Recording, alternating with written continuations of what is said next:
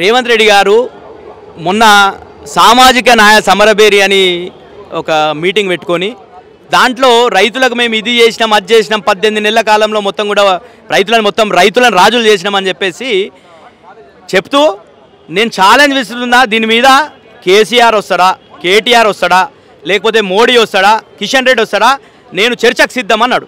అంటే దా చర్చని కేటీఆర్ గారు పేరు తీసుకున్నాడు కాబట్టి కేటీఆర్ గారు ఈరోజు నీ స్థాయి కేసీఆర్ గారి స్థాయి కాదు, ఎందుకంటే నీకు ఏ నది ఏ బేసిన్లో ఉన్నదో తెలియదు, అదేవిధంగా ఏ ప్రాజెక్టు ఏ బేసిన్లో ఉన్నదో తెలియదు నీకు, కాబట్టి నీతోని నేనే చాలని చెప్పేసి కేటీఆర్ గారు ఛాలెంజ్ని స్వీకరించి చెప్పింది ఏంటంటే నువ్వు అసెంబ్లీ పెడతావా పెట్టు, లేకపోతే అంబేద్కర్ దగ్గరికి వస్తావా రా, లేదంటే నేనే 72 గంటల సమయం ఇస్తున్నా, మొత్తం స్టడీ చేసుకో. నువ్వు గతంలో కూడా నువ్వు తెలియకుండా బేసిన్లు దేవాదుల ఏ బేసిన్లో ఉందని అడిగినావు, అట్లా నీకు బేసిన్లు తెలియదు, నదులు తెలియదు, కాబట్టి బేసిక్స్ తెలియదు.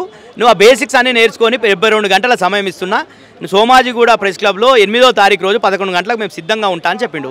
ఈరోజు దానికి అనుగుణంగానే ఈరోజు మా కేటీఆర్ గారు వచ్చిర్రు, మేమందరం వచ్చినాం, ఒక కుర్చీ వేసినాం, మంచిగా టవాల్ వేసినాం, దాని మీద హానరబుల్ సీఎం రేవంత్ రెడ్డి గారిని రాసి పెట్టినాం.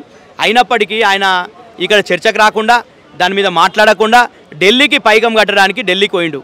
కాబట్టి మేమేం చెప్తున్నాం, గతంలో ఎవరు రైతును రాజు చేసింది? కేసీఆర్ గారి హయాంలో తెలంగాణ రాష్ట్రం తెచ్చుకుందే రైతుల కళ్ళల్లో ఆనందం చూడడానికి, రైతులను రాజులు చేయడానికి కేసీఆర్ గారు అహర్నిశలు కృషి చేసి కరెంటే ఉండదని చెప్పినటువంటి ఆంధ్ర పాలకులకు చెంప మీద కొట్టినట్టు రైతులకు కూడా మేము 24 గంటల నాణ్యమైనటువంటి ఉచిత విద్యుత్ ఇచ్చినటువంటి చరిత్ర దేశంలోనే తెలంగాణకే ఉంది. అదేవిధంగా గతంలో కూడా మొత్తం కూడా స్వాతంత్రం వచ్చిన నాటి నుండి రైతుల దగ్గర నుండి పన్నులు తీసుకున్నటువంటి చరిత్ర గత ప్రభుత్వాలకు ఉండే, నీటి తర్వాయి తీసుకున్నటువంటి చరిత్ర గత ప్రభుత్వాలకు ఉండే. కానీ కేసీఆర్ గారు రైతులకు పెట్టుబడి సాయం అని చెప్పేసి రైతులకే ఎకరాకు 10,000 ఇచ్చినటువంటి చరిత్ర కేసీఆర్ గారు బీఆర్ఎస్ ప్రభుత్వానికి ఉన్నది. అదేవిధంగా రైతులకు 2 సార్లు రుణమాఫీ చేయడం జరిగింది.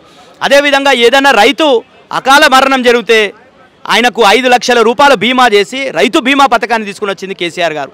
ఎరువుల కష్టం లేదు, విత్తనాల కష్టం లేదు, కల్తీల కష్టం లేదు. ఈరోజు రైతులను మొత్తం కూడా రాజులను చేసి మొత్తం కూడా దేశంలోనే పంజాబ్ని తలదన్నే విధంగా ఈరోజు వరి పండుతుందంటే దానికి కారణం మా కాళేశ్వరం ప్రాజెక్ట్ కావచ్చు, పెండింగ్లో ఉన్నటువంటి పాలమూరు ప్రాజెక్టులన్నీ కూడా కంప్లీట్ చేసుకోవడం కావచ్చు, ఇవన్నీ చేసుకొని మిషన్ కాకతీయ ద్వారా చెరువులన్నీ నింపుకోవడం కావచ్చు, ఇవన్నీ చేసుకున్నాం కాబట్టే రైతులు కోట్ల ఎకరాలలో పంటలు పండిస్తున్నారు. ఈరోజు రేవంత్ రెడ్డి గారు చెప్తున్నారు 2,80,00,000 మెట్రిక్ టన్నుల వరి ధాన్యం పండింది మొత్తం కూడా అంటుండు. ఎందుకు పండింది, ఎట్లా పండింది?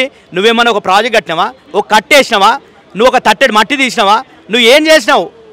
ఏమి చేయలేవు. ఈరోజు నువ్వు చేస్తున్నదల్లా ఏంటంటే కృష్ణానది నీళ్ళని మొత్తం కూడా ఒడిసి పట్టకుండా గతంలోనే మన వాటా 34% ఏదో తాత్కాలిక వాటా ఉన్నదో ఆ వాటా కూడా వాడకుండా 27% వాడి 65 టీఎంసీలు తెలంగాణ వాటాని ఆంధ్రాకి ఇచ్చేసినావు. అదేవిధంగా ఈరోజు కృష్ణానదిలో ఈరోజు అక్కడ కర్ణాటకలో పడ్డటువంటి వర్షాలతోని కృష్ణానదిలో నీళ్ళు వస్తుంటే ఆ నీళ్ళను ఒడిసిపట్టకుండా కల్వకుర్తిలో మోటార్లు ఆన్ చేయకుండా ఆంధ్ర వాళ్ళు పోతిరెడ్డిపాడు నుండి నీళ్ళను తన్నుకోవే విధంగా ఈరోజు నువ్వు వాళ్ళకు సహకరిస్తున్నావు. అదేవిధంగా గోదావరి నది మీద మొత్తం కూడా మేడిగడ్డ 2 ఫీలర్లు కుంగిపోతే దాన్ని రిపేర్ చేయకుండా నీళ్లు ఒడిసిపట్టకుండా ఈరోజు బనకచెర్ల ప్రాజెక్ట్ అని ఉన్నటువంటివే మన ప్రాజెక్ట్ కట్టుకున్నదే మన నీళ్లు మన హక్కును కాపాడుకోవడం కోసం.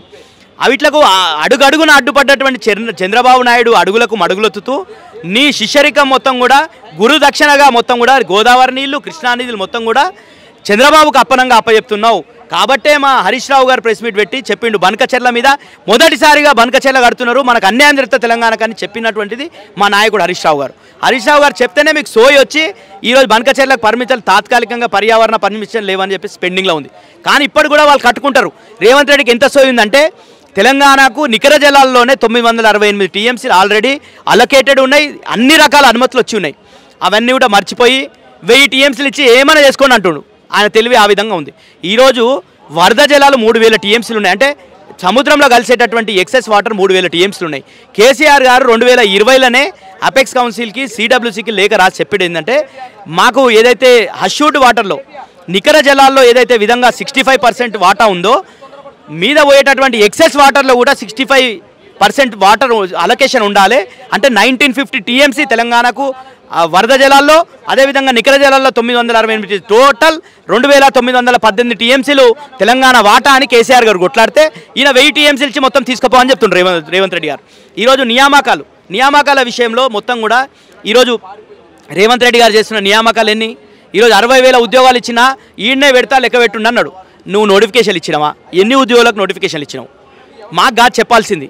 నువ్వు గతంలో ఏం చేసినావు? రాహుల్ గాంధీ గారిని తీసుకొని వచ్చి నువ్వు అశోక్ నగర్లో కూర్చోబెట్టి ఛాయ్ దాపి ప్యారడైజ్లో బిర్యానీ తినబెట్టి నిరుద్యోగులను రెచ్చగొట్టి మేము వచ్చిన ఒక్క సంవత్సరంలో 2 లక్షల ఉద్యోగాలు ఇస్తామన్నాడు. ఇచ్చిన 2 లక్షల ఉద్యోగాలు నువ్వు ఇచ్చినటువంటిది ఏంది? కేవలం డిఎస్సి కేసీఆర్ గారి హయాంలో 5,900 పోస్టులకు డిఎస్సి వేస్తే దాంట్లో ఒక 6,000 పోస్టులు ఇచ్చి ఆ ఉద్యోగాలు ఇచ్చినావు. నువ్వు గ్రూప్ 1కి సంబంధించి 503 పోస్టులతో కేసీఆర్ గారు ప్రభుత్వం ఇస్తే నువ్వు ఒక 60 పోస్టులు మాత్రం కలిపి 563 పోస్టులకు నోటిఫికేషన్ లేచి ఇంకా పెండింగ్లో కోట్లలో ఉన్నాయి. నువ్వు ఎస్సీ ఎస్టీ బీసీ మైనార్టీల గొంతు కోస్తున్నావు, జీవో 29 తీసుకొని వచ్చాయని చెప్పేసి, అదేవిధంగా తెలుగు మీడియం వాళ్ళ గొంతులు కోస్తున్నావు అని చెప్పేసి హైకోర్టులో వాదనలు నిన్నటి వరకు జరిగినాయి. కాబట్టి నువ్వు చేసిన నియామకాలు ఎక్కడ కూడా లేవు, 5-6 వేల కన్నా ఎక్కువ లేవు. నువ్వు 60,000 ఏంది? గతంలో కేసీఆర్ గారి హయాంలో 47,700 చిల్లర ఉద్యోగాలకు నోటిఫికేషన్లు ఇచ్చి ఎగ్జామ్లు కండక్ట్ చేసి అన్ని చేస్తే నువ్వు ఆ ఖాతాలో నీ ఖాతాలో వేసుకుంటున్నావు. అందుకే నిరుద్యోగులు ఏం చేసిర్రు? నిరుద్యోగులు మొత్తం కూడా ముట్టడి చేసిర్రు. నిరుద్యోగులు మొత్తం కూడా అశోక్ నగర్ చౌరస్తాలో ధర్నాలు చేస్తుర్రు. నిరుద్యోగులను మొత్తం కూడా నువ్వు ఈడ్చుకపోయినావు పోలీసులను పెట్టి. నీకు ఎందుకు పెట్టినావు? నువ్వు నిజంగానే ఇస్తే ఆ అశోక్ నగర్ చౌరస్తాలో చర్చ పెట్టు. నువ్వు సెక్యూరిటీ లేకుండా అక్కడ కుర్చేసుకొని గతంలో ఎట్లయితే రాహుల్ గాంధీ తీసుకుపోయినావో ఆ విధంగా నువ్వు చర్చ పెట్టా అంటున్నావు. అశోక్ నగర్లో పెట్టు, లేకపోతే ఉస్మానియా క్యాంపస్లో పెడతావు పెట్టు, లేకపోతే సెంట్రల్ లైబ్రరీలో పెడతావు పెట్టు. నిరుద్యోగులకు చెప్పు నువ్వు 60,000 ఉద్యోగాలు ఇచ్చినా అని.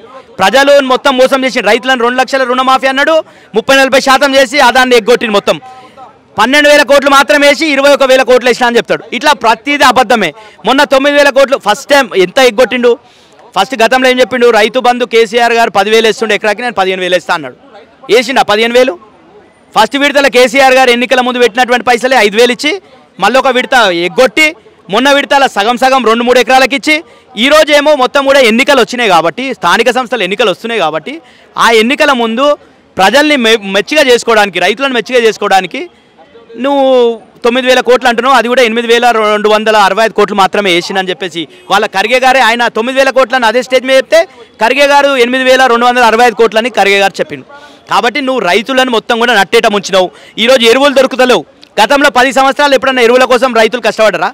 ఈరోజు రైతులు మొత్తం కూడా మళ్ళీ చెప్పులు పెట్టి పోలీస్ పహారాలో ఎరువులు పంపే పరిస్థితి తెలంగాణలో దాపరించిందంటే ఆనాటి రోజులను మళ్ళీ గుర్తు చేస్తున్నావు రేవంత్ రెడ్డి గారు. కాబట్టి రైతులు, తెలంగాణ ప్రజలు, తెలంగాణ నిరుద్యోగులు, ముఖ్యంగా బీసీలు, అన్ని వర్గాలకు సంబంధించిన వాళ్ళని నట్టేట ముంచింది కాంగ్రెస్ ప్రభుత్వం, రేవంత్ రెడ్డి గారు. కాబట్టి తప్పకుండా గుణపాఠం ప్రజాక్షేత్రంలో చెప్తాం. స్థానిక సంస్థల ఎన్నికలు పెట్టు. నువ్వు అదేవిధంగా 10 కాన్స్టిట్యున్సీలో మా ఎమ్మెల్యేలని తీసుకున్నావు. ఆ కాన్స్టిట్యున్సీలో రాజీనామాలు చెప్పి ఉప ఎన్నికలు పెట్టు. నీకు దమ్ము ఉంటే 100 సీట్లు గెలుస్తా అంటున్నావు రేవంత్ రెడ్డి. నువ్వు 100 సీట్లు గెలిచిన తర్వాత ఫస్ట్ 10 సీట్లు మా ఎమ్మెల్యేలను ఎవరైతే గుంజుకున్నావో నువ్వు రాజ్యాంగ వ్యతిరేకంగా, ఈరోజు వాళ్ళ రాజీనామా చేపించి 10 సీట్లలో ఎన్నికలు పెట్టమని ఒక టెస్ట్ పెట్టుకోమని ఆయన పాలన ఏది ఉందో ఒక్క సీట్ అన్న గెలుమని. ఆయన 10 సీట్లు పెట్టి ఒక్క సీట్ అన్న గెలుమని రేవంత్ రెడ్డి గారిది.